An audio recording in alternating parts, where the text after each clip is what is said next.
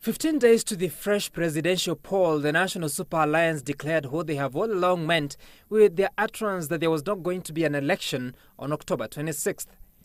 We hereby withdraw our candidature with immediate effect. Yours faithfully, signed Honorable Raila Odinga, Honorable Kalonzo Musyoka. A decision taken on what NASA claims to be failure by IEBC to resolve concerns of the opposition alliance, among them a demand that the Commission removes 11 top officials of IEBC, led by CEO Ezra Chiloba, on claims they meddled in the August 8th election that had granted Uhuru Kenyatta victory.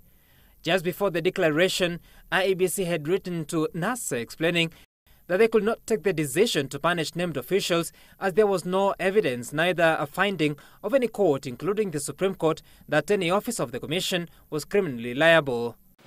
For over 5 weeks, the Commission has engaged us in a ping-pong game, well knowing that they had no intention to streamline the electoral system to accord with the Constitution and electoral laws.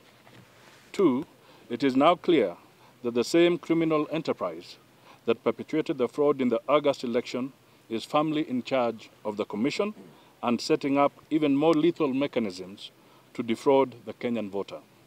There is no intention on the part of the IEBC to undertake any changes to its operations and personnel to ensure that the illegalities and irregularities that led to the invalidation of the 8th August 2017 do not happen again.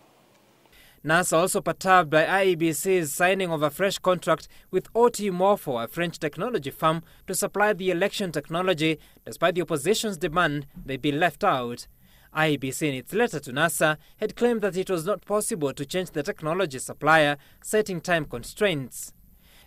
NASA also taking issue with Jubilee's amendments to electoral laws in Parliament, which they have cited to be in bad faith. The Jubilee administration's proposed amendment to the election laws demonstrates that it has no intention of competition on a level playing field. The only election Jubilee administration is interested in is one that it must win, even unlawfully. NASA now confident that their withdrawal will grant IEBC and the country enough time to level the political field. Our withdrawal from the election requires the IEBC to cancel the election and conduct fresh nominations. The procedure for nomination of presidential candidates is provided for in the Elections Act 2011, Section 13, subsection 1, which states, "A political party shall nominate its candidates for an election under this Act at least 90 days before a general election." No reform, no elections.